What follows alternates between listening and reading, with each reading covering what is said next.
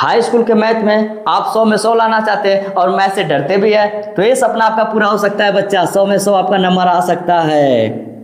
Video के last तक बने रहे रवि सर के साथ, ठीक है। 95% तो मैं तो अपने पढ़ाई से आपको ला दूंगा यार, 95%। बाकी 5% बच्चा यदि आप मेहनत करते हैं ना, सिर्फ 5%, 95% मैं मेहनत करूंगा, बाकी सिर्फ आपको 5% मेहनत करना है अलग से, तो आपका बता रहा हूँ गारंटी 100 में 100 आ सकता है।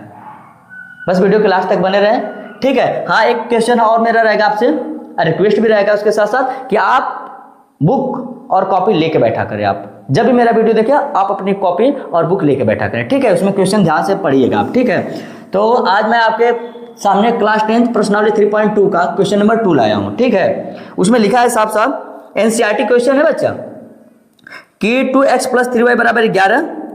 ध्यान से देखिएगा, कॉपी में लिखा हुआ है, आप स्क्रीन पर भी दे सकते हैं। 2x + 3y = 11 और 2x - 4y = -24 को हल कीजिए और इसमें m का वह मान ज्ञात कीजिए जिसके लिए y = mx + 3 हो। ध्यान से पढ़िएगा, क्वेश्चन को पहले ध्यान से देख लेंगे। पहले एक समीकरण दिया है 2x + 3y = 11 और 2x - 4y = 24, ठीक है। और इसमें हमको क्या करना, पहले इसको हल करना है, ठीक है। पहले इसको हल करना, उसके बाद एक m की वैल्यू निकालना है। m के लिए अलग से समीकरण दिया है y = mx + 3, शायद यही दिया है, देख लेते हैं।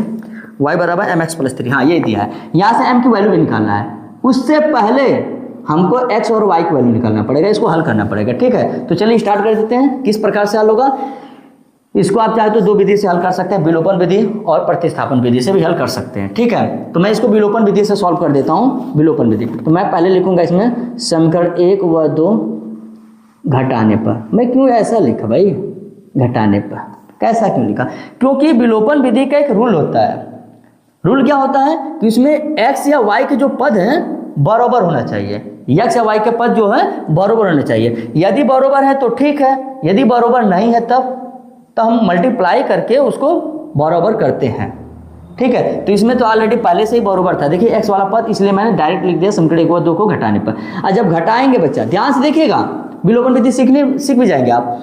जब घटाएंगे तो जो नीचे का पद होता है उसका सिंबल बदलता है, प्लस रहेगा तो माइनस हो जाएगा, माइनस है तो प्लस हो जाएगा, माइनस है तो प्लस हो जाएगा, नीचे का सिंबल बदलता है घटाने पर। यदि हम यहीं पर जोड़ते हैं ना तो हम नीचे का सिंबल नहीं बदलते। समीकरण को या तो घटाएंगे या तो जोड़ेंगे, यही शर्त है, ज्यादा हार्ड भी नहीं है।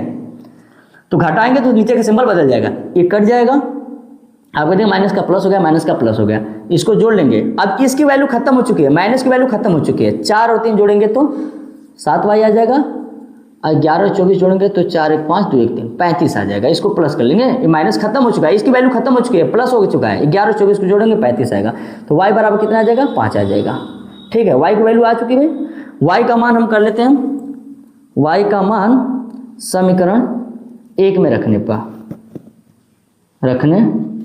समीकरण 1 आप वहां देख लिए, 2x + 3y = 11 का है। ध्यान से देखिएगा, y का मान ऐसा लिखना पड़ेगा आपको, y का मान समीकरण 1 में रखने पर 2x + 3y = 11, 2x + 3y की वैल्यू हम 5 रखेंगे। देखिए 3y के बीच में एक बात और बता दें, 3 और y के बीच में गुणे का चिन्ह होता है बच्चा। जब हम y का वैल्यू 5 रखेंगे तो 3 5 कितना हो जाएगा, 15, ठीक है। 3 5 कितना हो जाएगा, 15 बराबर का 11, 2x = 11, 2x पहले लिखेंगे फिर बराबर 11, देखिए उधर है 2x इधर है, ये जो 15 इधर है, ये अगर मैं उस साइड बदलूँ तो इसका सिंबल बदल जाएगा, माइनस का 15 हो जाएगा, ठीक है। ध्यान से पक्षांतर देखिएगा, नहीं तो फिर यहाँ भी गलती आपसे हो सकती है। पहले आप बराबर लिख दिया करें, अगर कभी कभी कोई बच्चा को दिक्कत अगर महसूस होती है इसमें करने में, तो आप पहले मेरे माना आप बराबर पहले लिख लीजिए, बराबर 2x इधर ही रहेगा, 11 उधर ही रहेगा, ये प्लस 15 उधर जाएगा तो माइनस का 15 हो जाएगा। 2x = 11 में से 15 घट जाएगा, प्लस और माइनस मिलकर घट जाएगा, तो 15 में से 11 बचेगा, 4 बचेगा, माइनस में वैल्यू बचेगी, माइनस का चिन्ह बड़ा है ना, तो x बराबर आ जाएगा 4/2। जब इसका गुणा कर रहे हैं तो यहाँ पर आकर भाग करेगा तो -2, ठीक है। ये वैल्यू आप यहाँ पर रख के चेक भी कर सकते हैं, x की वैल्यू रख के यहाँ पर आप चेक भी कर सकते हैं कि मेरा क्वेश्चन सही है कि ना। आप चेक कर लीजिए, x की वैल्यू -2 है, जब आप जाँच आप कर लीजिए, यदि आपको दिक्कत हो रही है तो जाँच भी कर सकते हैं। 1 पर कर लीजिए, 2x + 3y = 11, x की वैल्यू -2 है बच्चा, जब x की वैल्यू -2 रखेंगे तो 2 दूना 4, माइनस का 4 हो जाएगा, प्लस y की वैल्यू 5 है, 3 5 15, 15 में से 4 जाएगा, 11 बचेगा, इज द करेक्ट आंसर। देखिए राइट हैंड लेफ्ट इसका आ गया आंसर, ठीक है। तो ये वाला पक्ष आपका द करेक्ट आंसर कहलाएगा, ठीक है। आप x या y को वैल्यू इसमें भी आप चेक कर सकते हैं, x या y की कोई भी वैल्यू इसमें भी आप रख के पुट करके चेक कर सकते हैं, -24 आएगा। चलिए ठीक है, ये वाला सेकंड पोजीशन में क्या था हमारा, जो समीकरण दिया था y बराबर mx प्लस 3, y बराबर mx प्लस 3। तो mx प्लस 3 में हम क्या करेंगे बच्चा, इसमें y और x की वैल्यू पुट करेंगे, ठीक है। y और x की वैल्यू पुट करेंगे तो इसमें m की वैल्यू एकदम आराम से निकल के आ जाएगी। देखिए y की वैल्यू हम यहाँ से 5 निकाल देते हैं, m की वैल्यू छोड़ देते हैं, x की वैल्यू -2 है तो हम मल्टीप्लाई करेंगे -2। एक बात यहाँ पर कोशिश कीजिएगा, देखिए गुणा और माइनस दो सिंबल एक साथ हैं, तो ऐसा दो सिंबल कभी भी एक साथ नहीं रहते हैं, तो इसको ब्रैकेट में रखेंगे, ठीक है। प्लस का 3 बराबर इसका मल्टीप्लाई करेंगे तो माइनस का 2m आएगा, प्लस का 3 माइनस को 2m इधर करेंगे तो प्लस का 2m आ जाएगा, 3 5 इधर ले जाएंगे तो माइनस का 5, ठीक है। तो 2m 3 में से 5 जाएगा आपका माइनस का 2 आ जाएगा, ठीक है।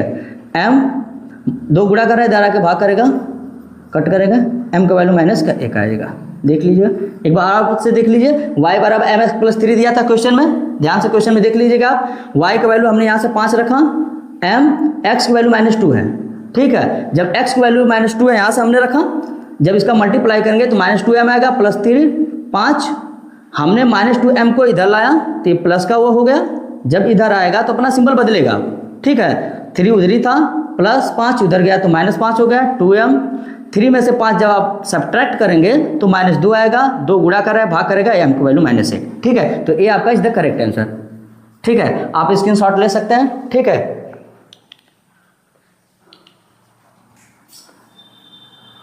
ये सर तू परेशान करता, तू आगे लाए मत बीच में।